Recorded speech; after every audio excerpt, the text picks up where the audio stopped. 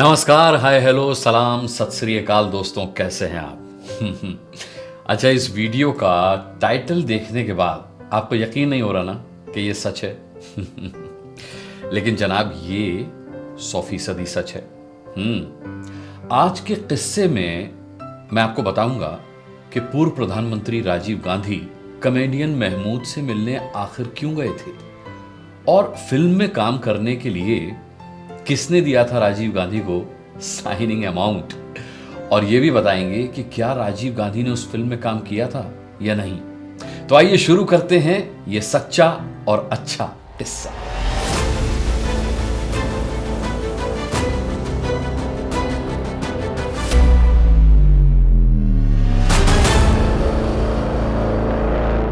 तो दोस्तों, ये किस्सा है उन दिनों का जब अमिताभ बच्चन हिंदी फिल्मों में काम पाने के लिए संघर्ष कर रहे थे, स्ट्रगल कर रहे थे, और फिल्मों में काम मिल जाए इसके लिए वो तमाम डायरेक्टर्स और प्रोड्यूसर्स से रोज मिला करते थे। उसी दौर में एक दिन कॉमेडियन महमूद ने किसी जानने वाले के, किसी परिचित के कहने पर अमिताभ बच्चन को मिलने के लिए बुलाया।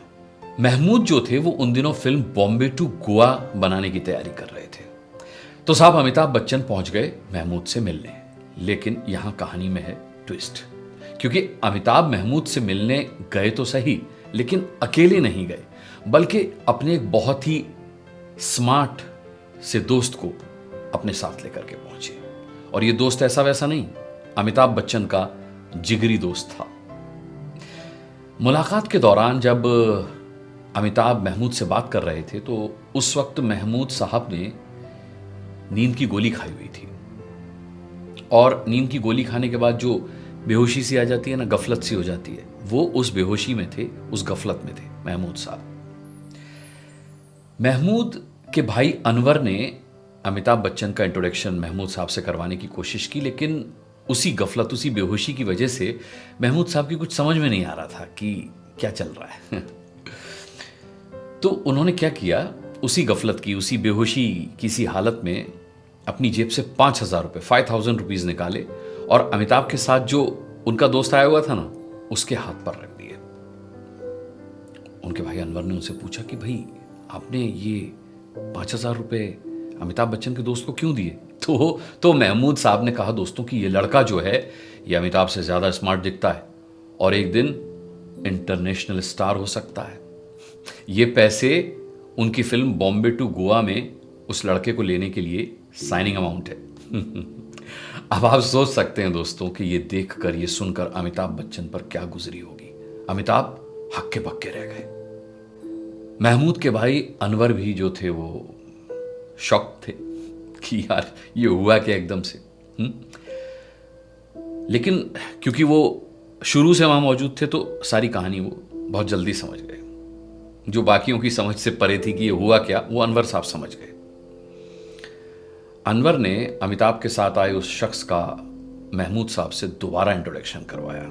अनवर ने महमूद के कान में कुछ देर तक खुसुर फुसुर की, और अनवर की इस खुसुर फुसुर का असर यह हुआ कि महमूद ने उस स्मार्ट से लड़के को जो साइनिंग अमाउंट दिया था वो तुरंत वापस ले लिया और उससे माफी मांगी। यह सब कुछ उस कमरे में इतनी तेजी के साथ हुआ कि सबको माजरा समझने में थोड़ा सा समय लग गया। यानी जो अनवर समझ चुके थे वो सबको समझने में थोड़ा वक्त लगा, और जब माजरा सबकी समझ में आया तो सब मिलकर जोर जोर से हंसने लगे, ठाका लगाने लगे। दोस्तों, दरअसल अमिताभ बच्चन के साथ महमूद से मिलने गया वो शख्स उनका जिगरी दोस्त और कोई नहीं बल्कि इंदिरा गांधी के बेटे राजीव गांधी थे। वो उस वक्त विदेश में रहा करते थे और राजनीति से दूर रहा करते थे, तो इस वजह से राजीव गांधी को ज्यादा लोग जानते नहीं थे, ज्यादा लोग पहचानते नहीं थे, और महमूद भी यही गलती कर बैठे। दोस्तों, बाद में अमिताभ बच्चन ने एक इंटरव्यू में एक मशहूर पत्रकार से बात करते हुए स्वीकार किया था कि महमूद की भविष्यवाणी बिल्कुल सही निकली कि राजीव गांधी एक दिन इंटरनेशनल स्टार बनेंगे। वो इंटरनेशनल स्टार बने, लेकिन अभिनय में नहीं बल्कि भारत की राजनीति में, और आगे चलकर वो भारत के सबसे युवा प्रधानमंत्री भी बने। कॉमेडियन महमूद ने अमिताभ के साथ संघर्ष के दिनों में उनका बहुत साथ दिया दोस्तों, और न केवल साथ दिया बल्कि उन्हें अपनी फिल्म बॉम्बे टू गोवा में, जो कि 1972 में रिलीज हुई थी, उसमें हीरो भी बनाया। ना ही मैं आपकी मर्जी से यहाँ आया था और ना ही आपकी मर्जी से जाने वाला हूँ। और ऐसे वक्त में महमूद ने अमिताभ बच्चन को फिल्म में हीरो बनाया जब अमिताभ बच्चन की लंबाई की वजह से ज्यादातर फिल्म निर्माता उन्हें अपनी फिल्मों में लेने से कतराते थे। महमूद की जीवनी लिखने वाले हनीफ जावेरी ने अपनी किताब Mahmud a man of many moods में इस दिलचस्प घटना का जिक्र भी किया है। दोस्तों, अब द बिग बेंच पर बैठकर सोचने वाली बात तो यह है कि अमिताभ बच्चन को अपने जीवन में न जाने कितनी ही असफलताएं और रिजेक्शंस मिले हैं। उनका कारण चाहे जो भी रहा हो, महमूद से मिलने वाले दिन भी अगर उनका जिगरी दोस्त फिल्मों में स्ट्रगलर होता तो उस दिन भी वो रोल अमिताभ को नहीं मिलता बल्कि उनके दोस्त को मिलता। लेकिन अमिताभ हारे नहीं, लगे रहे और आगे चलकर अमिताभ बच्चन के संघर्ष की कहानी एक मिसाल बन गई और अमिताभ बन गए सदी के महानायक।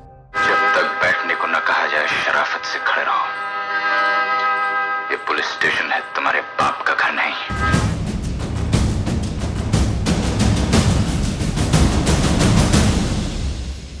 तो दोस्तों, हिम्मत कभी नहीं हारनी चाहिए, चुनौतियां कितनी भी बड़ी सामने क्यों ना आ जाए।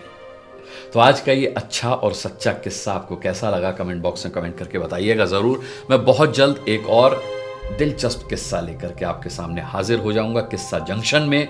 तब तक के लिए अपना बहुत बहुत ख्याल रखिएगा। मुझे इजाजत दीजिए। नमस्कार।